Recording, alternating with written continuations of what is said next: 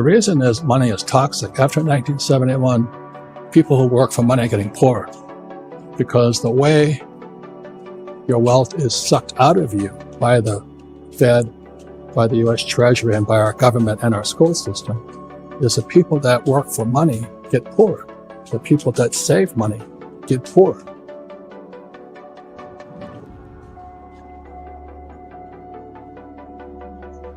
And the people that invest in stocks, bonds, mutual funds, and ETFs, they're temporarily rich, but in a flash, they can lose it all. If you're going to be educated, a person has to know there's been credit and debt. And that's why I'm mentioning the demographics, because the average person is not smart enough to handle that. All money today is credit. It doesn't exist. Credit is very simply the power to spend. That's all it is. So when you have a credit card, there's no money in that thing. They've just given you the power to spend. And the moment you spend it, you create debt.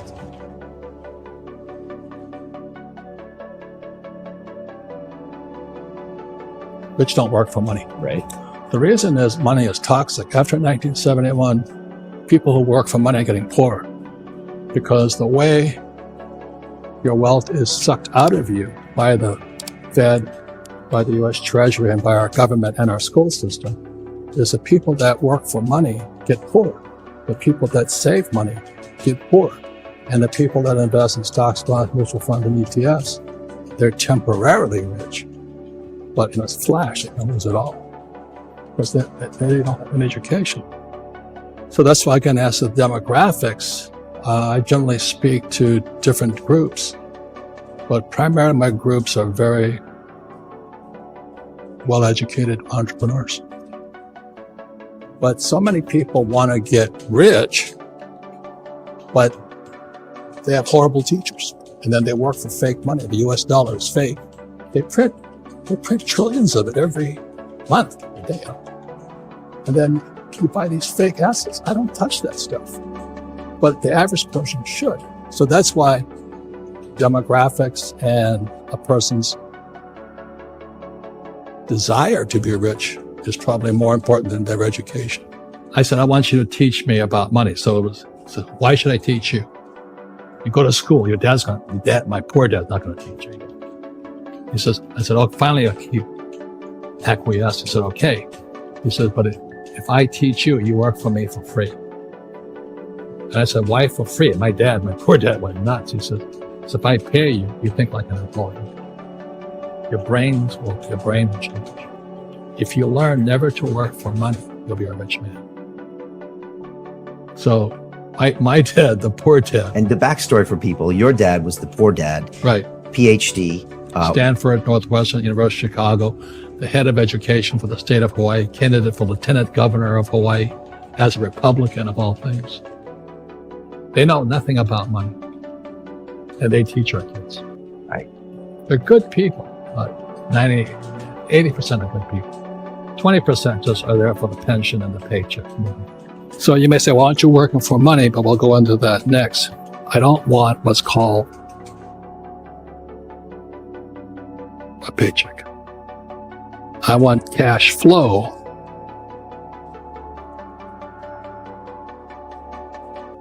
From here. So that's what I mean by the rich don't work for money. You want cash flow that pays very little taxes, and I can use lots of debt over here. The average person who went to school, their biggest liability they have is student loans, of course. Yeah, of course, definitely. I mean, it's horrible what they do to you guys today. Yeah, student loan is just the worst type of debt of all because you cannot declare bankruptcy on it. Then you get out and you try and buy a house, and you call it an asset when it's really a liability. Why? Because the cash is flowing that way. Your house costs you money you rent a house, still costs you money. Okay. Then you have to have a nice car. I had one of those. Yes. So the problem with most young people is they go to school to get that job. Then a lot of them have student loan debt. Then they try and get married and buy a house, have a car. And then they have credit card debt. But they never have the chance to come over here. If they do any investing in America, it's a 401k. which I wouldn't touch with a 10-foot pole. You should, but I don't, because I don't have to. Because I went to school for here, and people who don't go to school should be here. This is a 401k, IRA, ETFs, and that stuff. Paper, savings. I don't touch that stuff. That money is fake. Gold is real. So anyway, we almost got captured that day. Anyway, we sailed, carried and sailed to Hong Kong, and I bought my first piece of gold. And this was 1973, no, 72. And I paid about $50 for it. And today that Krugerrand, South African Krugerrand, is worth $1,500 or $1,450 today. So did the Krugerrand get bigger, or did the dollar go down? Do you know what I mean? Yeah. So ever since that day, I just saved gold and silver. And I call gold and silver God's money and the US dollar fake money, or fiat currency. Now there's cryptocurrency, Bitcoin. And that's going to cause, I'm not an expert at Bitcoin, because I don't have to be, because I don't need money, but it's going to cause havoc, because it's going to give the Fed a lot of trouble, because a lot of people are shifting to crypto right now. So everybody can make crypto. I don't know what the big deal about it is. You can just produce your own now. So they're competing with the Fed and these guys. So that's what fake's about. But the most important thing in fake is I write about the tax law, which most people don't know about. But I also write about how I create infinite returns. I don't need money.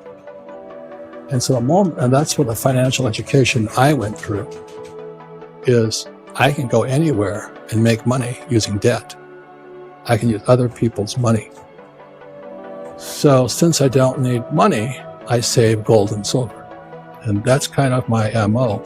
And I don't touch stocks, bonds, mutual funds, and ETFs, because that's amateurs' money. Only amateurs touch that stuff. That's why I stay out of it. Not, if you don't know any better, stay in it. The rich don't work for money in my head. I said, okay, I'm making all this money. I have a secure job.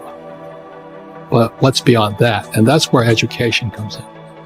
So if I could explain this to you for the rest of the millennial lessons, it's really going to be on this theme here. Because financial education is about not working for money. Like one of the first questions, when I finally realized what my rich dad was saying, I said, well, when do I never need a paycheck again?